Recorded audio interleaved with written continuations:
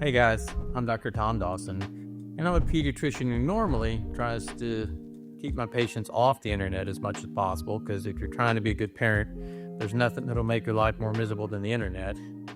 But since you're obviously on the internet already, I'd at least like for you to have a trustworthy source of information. So let's see if we can't help making raising your children a little bit easier. So today I'd like to talk to you a little bit about the obesity trend in our country.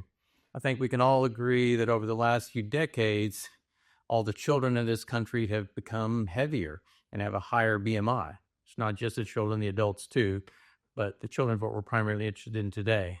There's a lot of discussion over what the cause is for this and, fighting over whose fault it is. And, is this a disease? Is it not a disease? Is this an additive in our food? Is this a lack of willpower? I think all these discussions are really a waste of our time. I think it's important that we understand how this came about and what we can do about it. So in my opinion, it's mainly just a cultural trend. The easiest way to illustrate this since you're on the internet is had you go look up a couple of pictures from Woodstock. Here you have one of the greatest music festivals of all time, outdoors in 1969, and over 400,000 kids showed up to see it. And those kids, most of them weren't wearing their shirts for most of the time. And if the picture's taken of these crowds, you can see 100,000 children as far as you can see. And you can see the ribs and the hip bones on almost every one of those children. If we had an outdoor concert today and took that same pictures, it would not look the same. They might even call it Woodstocky. But this has just been a change in the way the world is, especially in this country.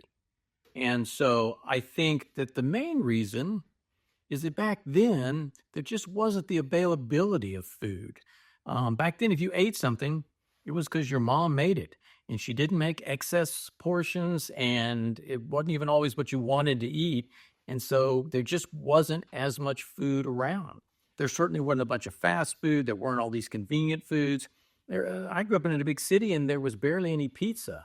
And so it certainly wasn't a situation where at your baseball practice, there was someone bringing pizza at the end of practice. You had either water or ice chips, and that was it. And so you didn't have to turn away from food. And so anytime you're trying to control human behavior, a passive method is much easier than an active situation. For instance, if you want your child not to go to the next room, you can put up a gate across the door, and that's a passive barrier to keep your child from going to the next room. It's easy and takes care of itself. If you sit there and actively try to restrain your child from going to the next room and you're hopping up every 15 seconds, for an hour, that is a very tiring active method of changing behavior. So we've gone from a situation where the food was passively just not there to a situation where it is there and we're having to actively turn away from it. And that's what's made the situation so difficult. Another thing that's happened over the past few decades is there's been an increase in portion size. A lot of this was company driven, a way that they could raise prices without making it look like they're raising prices because they'd give you a slightly larger quantity and then they'd charge you a little more. You felt like you were getting the same deal.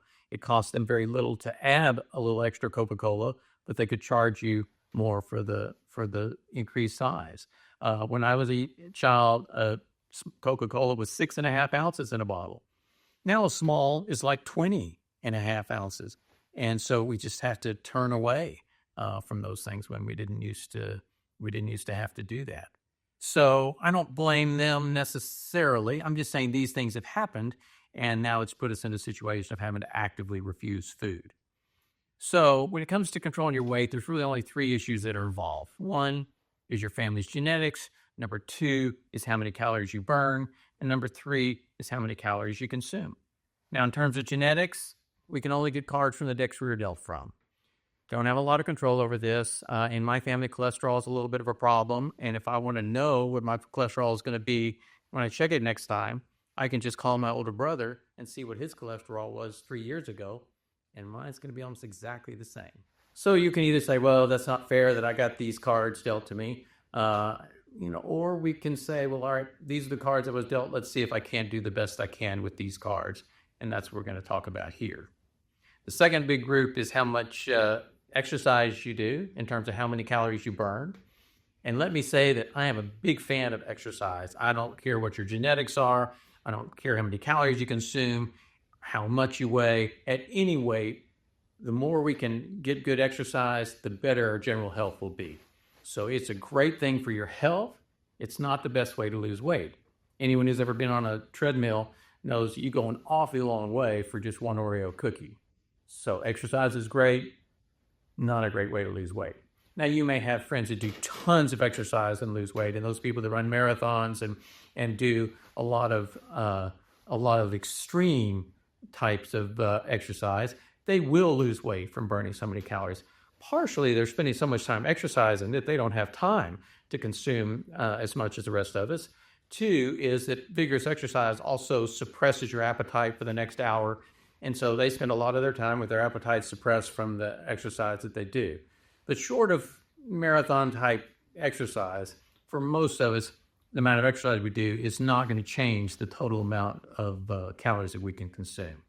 So that would get us to the third group, which is how many calories we consume. And that's affected, or we can affect it, I think, primarily by doing two things. Number one, I want you to slow your meals down. It takes about 6 or 7 minutes for your stomach to realize it's full.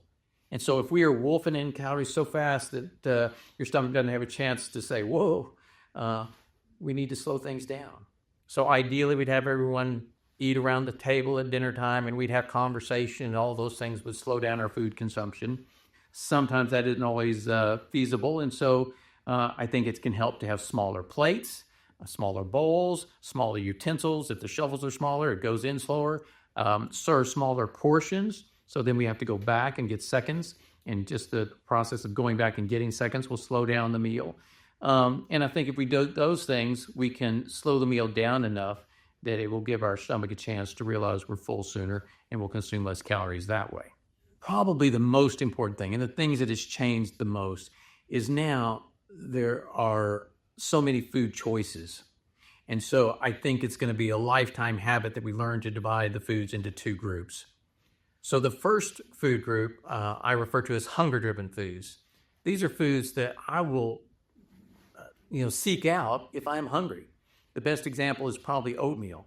I like oatmeal, but I don't like it so much that I would eat too much of it. So you can have all the oatmeal out that you want, and you don't have to worry that I'm going to eat too much oatmeal.